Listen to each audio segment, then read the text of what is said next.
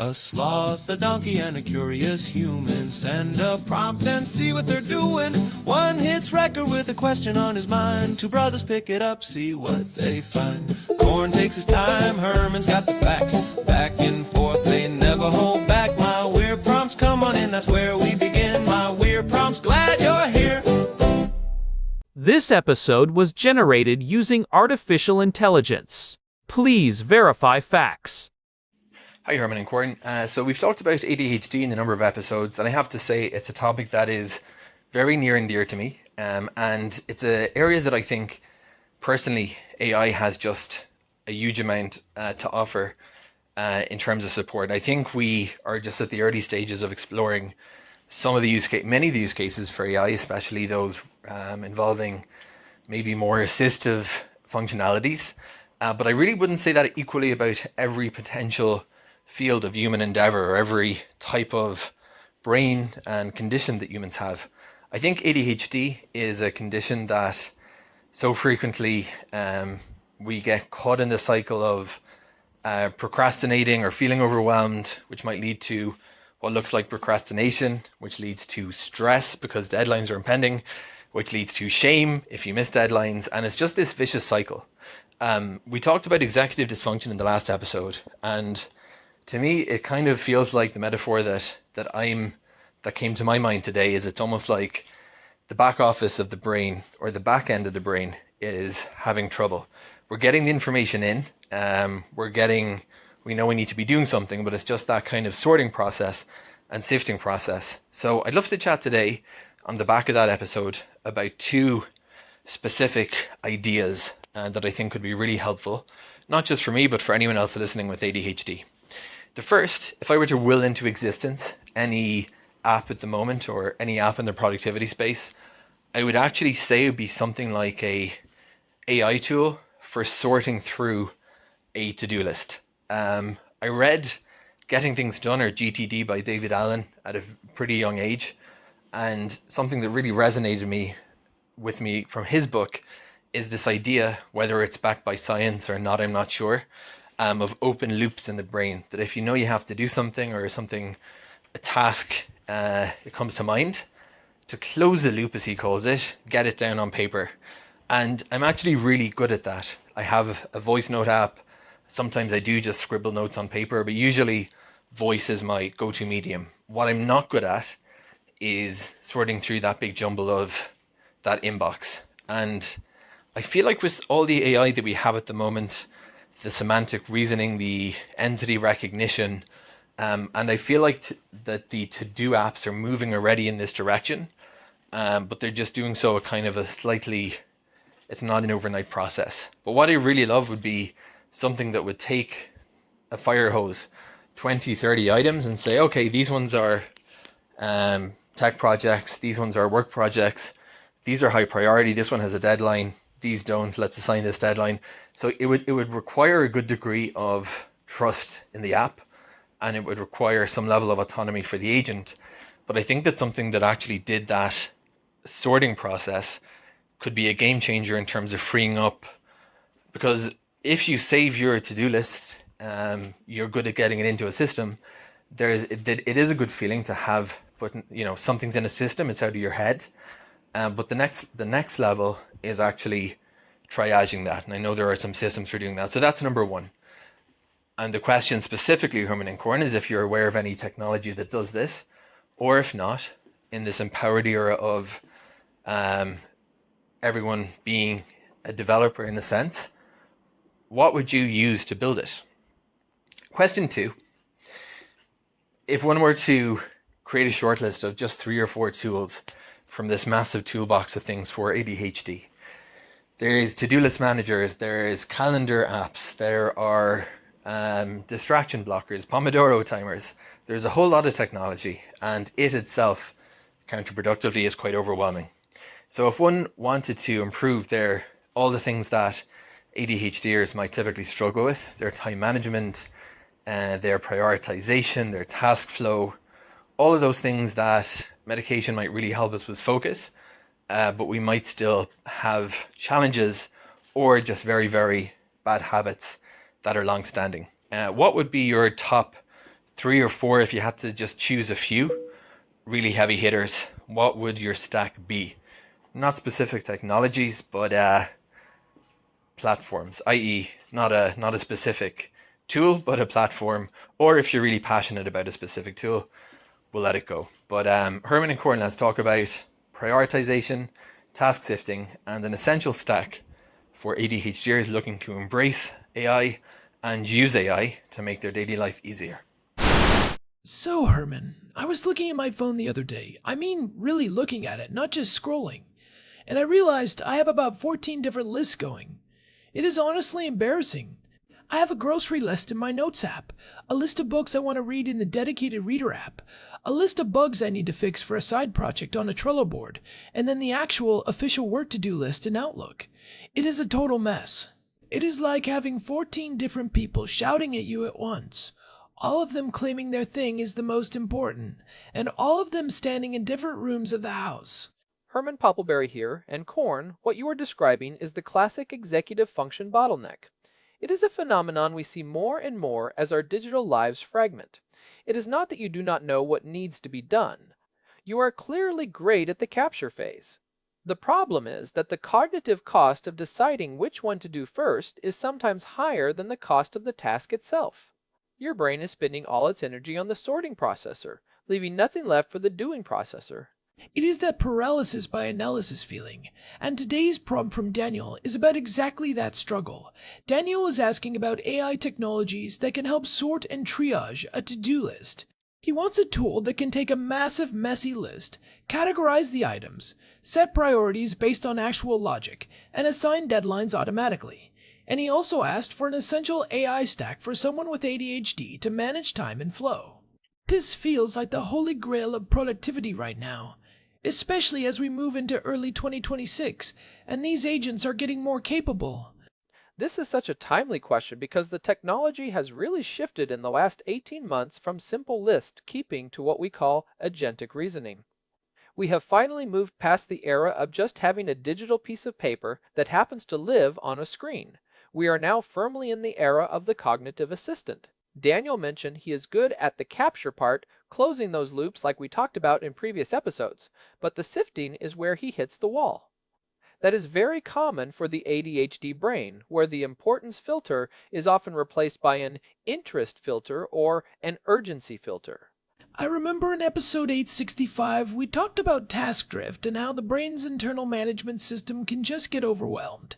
When you have 50 items on a list, your brain tries to process all 50 at once. It is exhausting. It is like trying to read a 50-page book where every single sentence is written in bold red letters. So, Herman, as of February 27, 2026, what is the state of the art? Are there tools that actually do this triage word for us? Or are we still just playing with fancy spreadsheets? We are definitely beyond spreadsheets now. There are a few tools that are getting very close to Daniel's dream. You have platforms like Motion and Reclaim that have been around for a few years, but in the last 12 months, they have integrated much deeper large language model capabilities. They are not just looking at a deadline you typed in anymore. They are looking at your historical velocity. If you usually take 3 hours to write a report, but you scheduled 1 hour, the AI will actually flag that and say, hey, based on your last 4 reports, this is not going to fit. It is acting as a reality check against our own optimism. That is a huge shift, because it is moving from reactive to predictive. But what about the categorization part? That is where I struggle. If I just dump 20 things into a voice memo while I am driving, can an AI actually understand the difference between a high-stakes work task and a low-stakes personal errand without me having to manually tag everything? It can, and it does it through a process called semantic embedding. Most of these modern triage tools use a vector-based approach. They do not just look for keywords like buy or call. They look at the meaning and the weight of the words. If you say, I need to call the insurance company about the roof leak, and then you say, I need to buy milk, the AI understands the context. One is a home maintenance emergency with financial and structural implications that goes into the high priority home bucket. The other is a routine domestic errand. It can categorize them into different contexts automatically because it has been trained on millions of examples of how humans prioritize their lives. So, if Daniel is looking for something that exists right now, Would you say a combination of a robust scheduler and a large language model is the way to go? Or is there a specific app that finally nails all of it in one package? There is not one perfect unicorn app that does everything perfectly yet, but we are getting incredibly close. Trevor AI is another good one that focuses on time blocking and has a very intuitive interface for ADHD users. But the real power comes when you use something like an LLM wrapper that connects to your task manager. For example, if you use Todoist or things, you can now use custom GPTs or Claude projects that pull your entire list via API. You can tell the AI, sort this based on the Eisenhower matrix, which is that classic four-quadrant system of urgent versus important. It can then push those sorted tasks back to your calendar as scheduled blocks. I love the Eisenhower matrix in theory, but the problem for many people, especially those with ADHD, is that everything feels urgent and everything feels important. It is like a crowded train station where everyone is screaming for the same train at the same time. How does the AI decide what actually matters if the user is not clear on it? That is where the historical data and the external context come in. An advanced agentic system can see your calendar. It knows you have a meeting with your boss on Thursday at 10 a.m. If you have a task called Prepare Slides and it is Wednesday afternoon, the AI can infer that this is now the highest priority task because of the external hard deadline. It is doing the connective tissue work that our brains sometimes struggle to do when we are feeling overwhelmed. It is looking at the if-then logic of your entire life, not just the single task. Okay, let us pivot to the second part of Daniel's prompt. He said if this doesn't exist perfectly yet, how would we build it? If we were going to sit down and architect the ultimate triage agent for someone who needs that heavy-duty executive function support, what would that architecture look like? Oh, this is a fun thought experiment. First, I would start with a multimodal capture layer. It needs to be frictionless. If you have to open an app, click a button, and type, you have already lost the battle. It should be a persistent voice listener, maybe a wearable or a very fast whisper-based shortcut on your watch. Just a stream of consciousness dump. No formatting required. Right, like the open loops Daniel mentioned. You just say it, and it is gone from your head. But then what happens to that raw, messy data? The second layer is the semantic parser. This would use a high reasoning model like GPT-4o or Claude 3.5 Sonnet to take that raw transcript and break it into discrete tasks. But here is the secret sauce. It needs a personal context window. It should have read only access to your email, your calendar, and even your previous week's productivity data. It needs to know what done looks like for you. If you say fix the thing, it should know from your emails that the thing is the broken dishwasher you have been complaining about for 3 days. So it is not just identifying the task, it is identifying the effort and the history. I would build a scoring system. Every task gets a score based on 3 factors: urgency, which is the hard deadline, impact, which is how much this moves, the needle on your long-term goals, and cognitive load, which is how much brain power it requires. We know from episode 459, when we talked about autonomous scheduling, that people with ADHD often have energy fluctuations. You do not want to schedule a high-load task for 4 p.m. on a Friday if you know your focus usually dips then. That is brilliant. So the AI would say, hey Daniel, I see you have this complex coding task. I am putting it on Tuesday morning because that is when you are usually most productive, and I am putting the laundry and the quick emails in the afternoon slump. Precisely. And the third layer would be the nudge engine. It is not enough to just have a list. The AI needs to be a body double. It should check in via a small notification or a voice prompt and say, you are supposed to be working on the project proposal right now. Are you doing that? Or are you on Wikipedia looking up the history of salt? It needs to be a gentle, non-judgmental accountability partner. I think the non-judgmental part is huge. Daniel mentioned the cycle of shame that often comes with missed deadlines. An AI doesn't get frustrated with you. It doesn't roll its eyes if you push a task for the 5th time. It just recalculates the path. It is like a GPS for your life. If you miss a turn, it doesn't scream at you, it just says, recalculating. It is just math to the AI. It says, okay, we missed the window. Here is the new optimal path. It removes the emotional weight of failure. That is a massive psychological benefit for anyone, but especially for those with ADHD who have spent a lifetime feeling like they are behind. So if we were building this, we would need a persistent database, probably a vector database like Pinecone for the long-term context, an LLM for the reasoning, and a tight integration with common APIs like Google Calendar or Outlook. It is actually very buildable right now. The biggest hurdle is probably the latency and the battery life of a persistent listener, but with dedicated hardware like the newer AI pins or even just optimized smartphone chips, that is becoming less of an issue. It really is. And you could even include a feature where it breaks down a big task into smaller steps automatically. We call this chunking. If you put in write a book, the AI immediately expands that into a sublist of 50 smaller, manageable steps like outline chapter 1 or research character names. That prevents the wall of awful we discussed in episode 459, where a task is so big you just cannot find a way to start. Okay, let's move into the practical advice for Daniel and everyone else. Daniel asked for a stack of 3 or 4 essential AI tools for someone with ADHD. This is like the survival kit for the modern brain.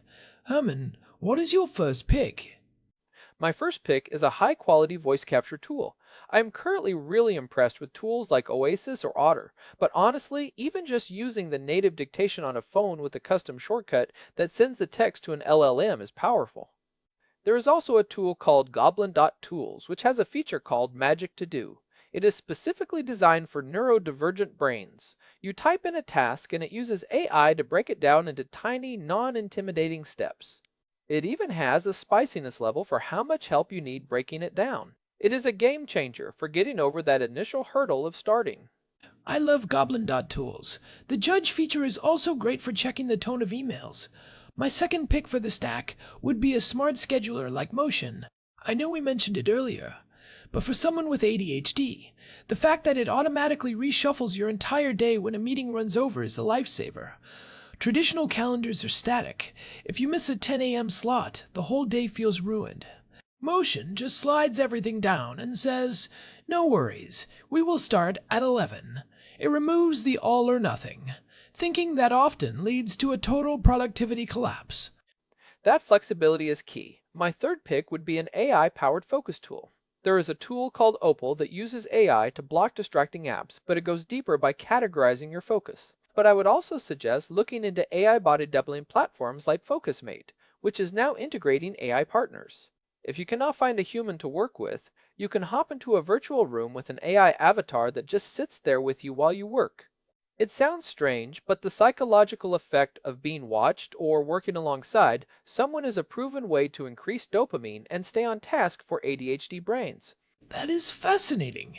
It is like a digital supervisor that you actually like. And for the fourth tool, I have to go with something that handles information triage. We talked about this in episode 553, the Cytrep method. When you have ADHD, the sheer volume of incoming emails, Slack messages, and news can lead to total paralysis. You need an AI that can summarize your morning. I recommend Shortwave for email. It uses AI to bundle your emails, summarize long threads, and even draft replies in your voice. It looks at your inbox and says, here are the 3 things you actually need to care about today, and here's the fluff you can ignore. It reduces the noise before you even start your day. So the stack is a frictionless voice capture tool like Oasis or Goblin.Tools, a dynamic AI scheduler like Motion, a focus guardian like Opal or an AI body double, and an intelligent briefing tool like Shortwave that covers the whole pipeline from getting an idea, to planning it, to executing it, to managing the noise around it. It is about building an external scaffolding for the brain. If your internal executive function is struggling, you outsource those specific processes to specialized AI agents. You are still the pilot, but the AI is the flight computer. It handles the millions of tiny adjustments needed to stay on course while you focus on the big picture. I like that. It really changes the relationship with the to-do list. It goes from being a source of stress to being a supportive partner. Daniel mentioned that he is technically literate, so he could probably even set up some of these automations himself using tools like Zapier or Make to connect an LLM to his task manager. Oh, absolutely. If Daniel wanted to go the DIY route, he could set up a system where a voice memo in his phone triggers a script. That script sends the transcript to GPT-4o with a prompt like, extract the tasks, estimate the duration based on my past history, and find the first available slot in my Google Calendar that isn't a focused deep work block. That is entirely possible with today's APIs.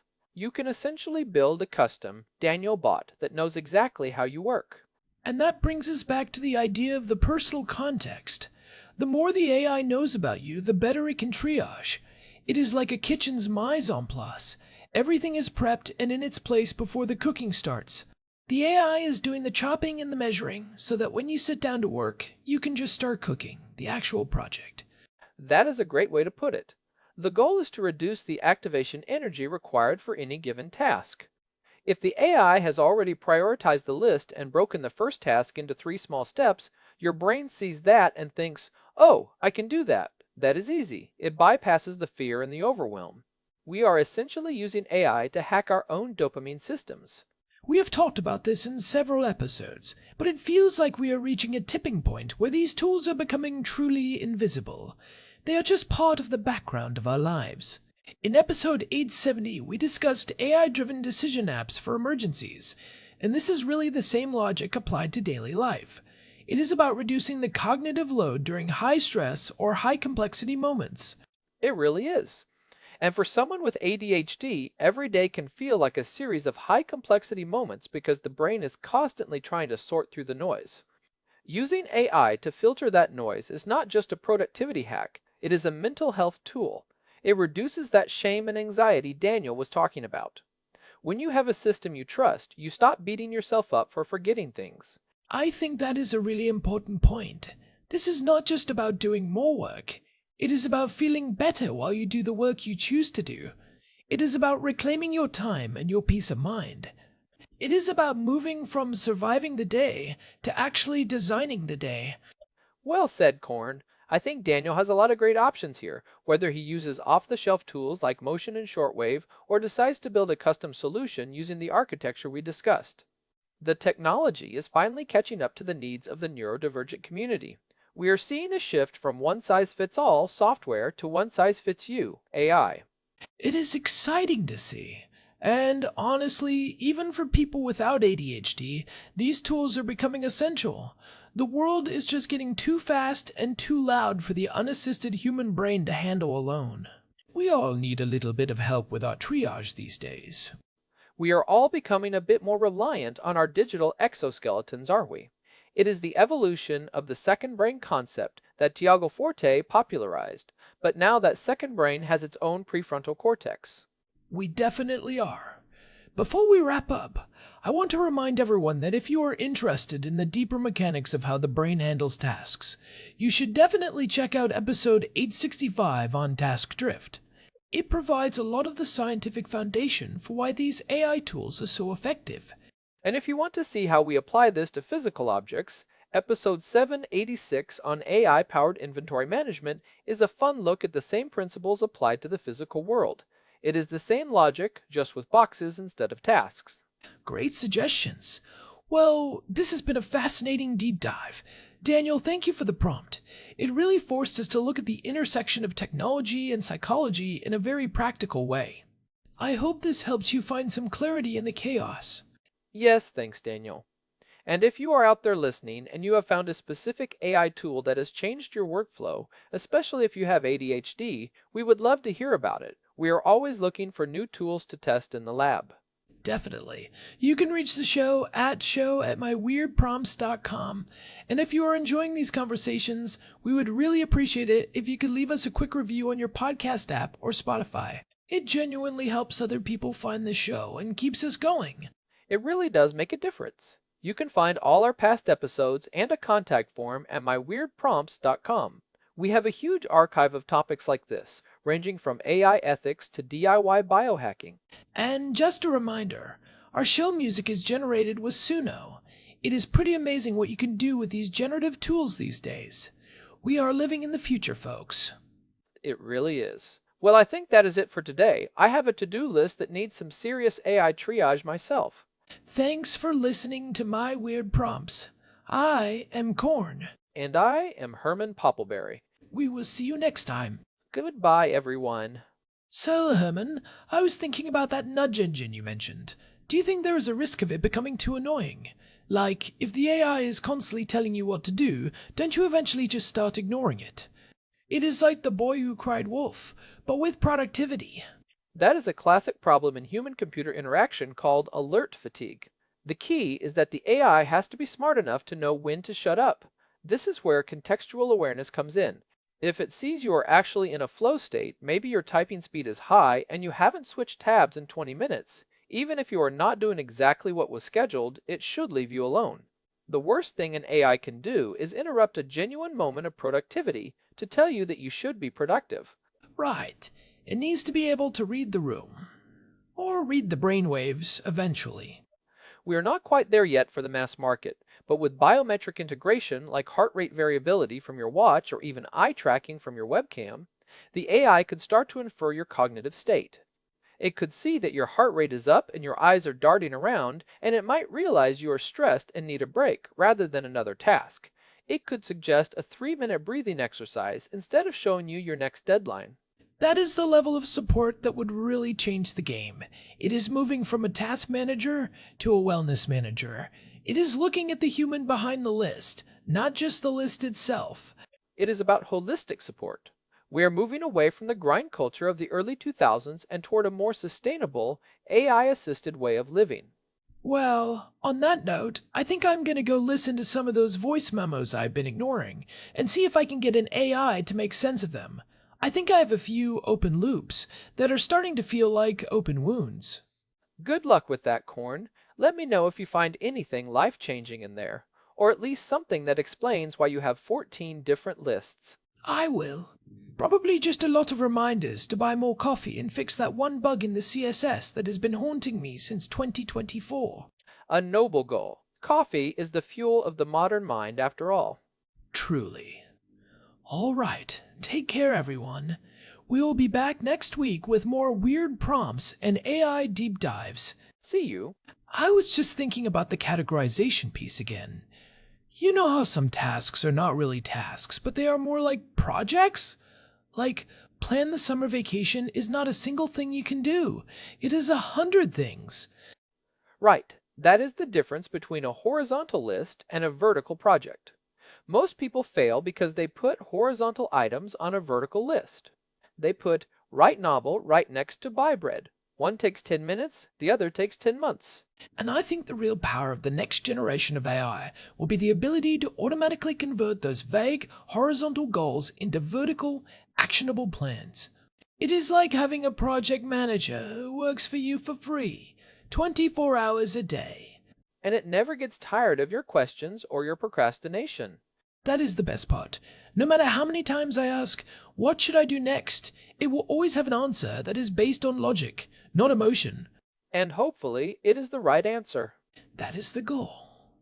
All right, for real this time, thanks for listening. We have a lot of exciting stuff coming up in the next few episodes, including a look at AI in the kitchen. Bye. One last thing, Herman. Did you see that new paper on using recursive reward modeling for personal agents? It came out just last week. I did. It is fascinating. The idea that the AI can learn your preferences by watching which of its suggestions you actually follow and which ones you ignore. It is essentially fine-tuning itself in real time on your behavior. It is like a tailor making a suit while you are wearing it. That is exactly what we were talking about with the nudge engine. If the AI sees you always ignore the laundry at 2 p.m., it will stop suggesting it then. It learns your resistance patterns and your path of least resistance. It is almost like it is learning your personality, which is a little bit creepy if you think about it too long, but also incredibly useful for someone who needs that high level of personalization. It is a fine line, as always, between helpful assistant and creepy stalker. But for someone struggling with executive function, that kind of deep personalization is the dream. It is the only way to build a system that actually sticks. It really is. Okay, I think we have truly covered it all now. My own internal done sensor is finally pinging. I think so too. Thanks again, Daniel, for such a thought-provoking prompt. It is one of our favorites so far this year. Take care, everyone. Stay productive, or at least stay kind to yourselves while you try to be. See you in the next one. Bye. Hey, wait, Herman, before we go, I just remembered. Daniel mentioned in his email that his son Ezra was born recently. We should probably mention that an AI stack is even more important when you have a newborn in the house. The sleep deprivation alone is enough to wreck anyone's executive function, ADHD or not. Oh, absolutely. Congratulations, Daniel. When you are sleep deprived, your prefrontal cortex is basically offline. You are living entirely in your lizard brain. Having an AI to remember when the last feeding was or when the next doctor's appointment is not just a luxury, it is a survival strategy. It is like having a backup brain when your primary one is running on 2 hours of sleep. I can only imagine the chaos. Daniel, if you are listening, we hope you and Hannah and little Ezra are doing well. And hopefully some of these tools can give you a few extra minutes of sleep, or at least take the mental load off your plate.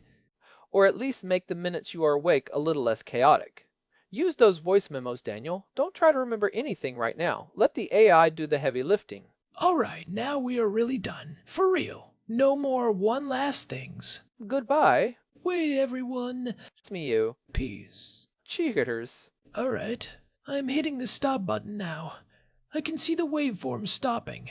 About time. We are way over our usual limit, but it was worth it. Just making sure we covered everything. I didn't want to leave Daniel hanging on the architecture side. You always do. You are the king of the one more thing. Guilty as charged.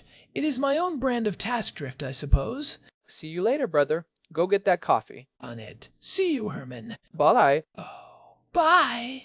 This episode was generated using Gemini Flash 3. Text-to-speech engine was Chatterbox. Thanks for listening to our show. My weird prompts where our thoughts go from slow takes to facts on cue. We change and follow through. My weird